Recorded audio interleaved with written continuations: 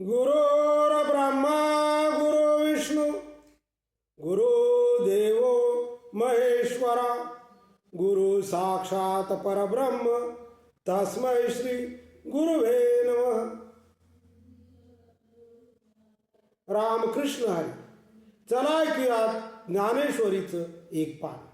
आज आपण ऐकणार आहोत ज्ञानेश्वरीच्या दुसऱ्या अध्यायातील म्हणजे सांख्ययोग या अध्यायातील पान नंबर 69 ओवी नंबर 191 ते 200. अर्जुना झुंज देखे आताचे हे हो काजे दैव तुमचे की निधान सकळ धर्माचे प्रगटले असे. अर्जुना, हा सध्याचा रणसंग्राम म्हणजे तुमचे दैव जणू फलदायी झाले किंवा संपूर्ण धर्माचे भांडार सापडले आहे.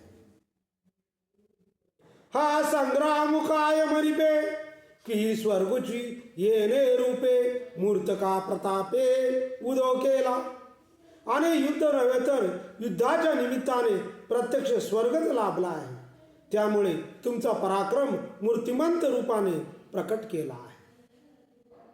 ना तरी गुणाचे निपती करे आरतीचे नि पडी भरे हे कीर्तीची स्वयंवरे आली तुझ.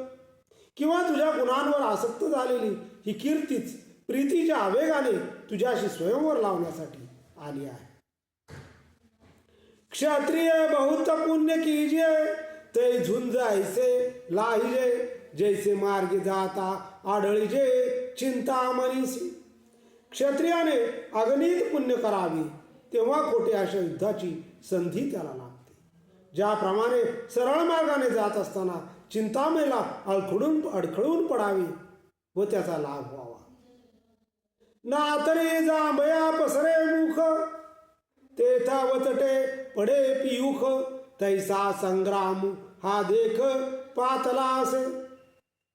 किंवा जांभई देण्याकरता तोंड पसरावे आणि अचानक त्यात अमृत पडावे तसे युद्ध तुम्हाला अनायासे प्राप्त झाले आहे. आता हा ऐसा वेरीजे मग नाथिले शिवचू बैसिये तरी आपण आहाना होईजे आपण पेया. आता जर तू या युद्धात शस्त्राचा त्याग करून दुःख करीत बसलास तर स्वतः स्वहिताचा नाश केल्यासारखे होईल. पूर्वजांचे जोडले आपणची होय धाडिले जरी आजी शस्त्र सांडिले रणीये. जर आज या युद्धात क्षात्रधर्माचा त्याग केलास तर पूर्वजांनी मिळवलेली पुण्य आपल्या हाताने गमावल्यासारखे होईल. असती कीर्ती जाईल जगची अभिशापू देईल आणि वंचित पावतील महादोष. एवढेच नव्हे तर आजपर्यंतची तुझी सत्कीर्ती जाईल. जग तुला अपशब्द बोलेल. महादोष तुला शोधत येतील आणि ग्रासतील. जैसी भ्रातारे हीन वनिता उपहती पावो सर्वथा तैशी दशा जीविता स्वधर्मे वीर. ज्याप्रमाणे पतिविरहित स्त्री सर्वांकडून अपमानित होते त्याप्रमाणे स्वधर्माचा त्याग केल्यावर त्या जीवाची दशा होते.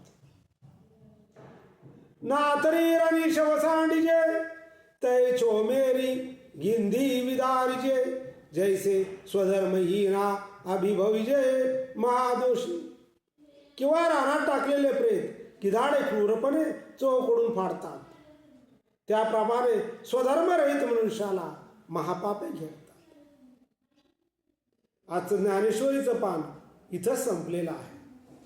यानंतरचं पान ऐकूयात पुढच्या भागामध्ये. रामकृष्ण.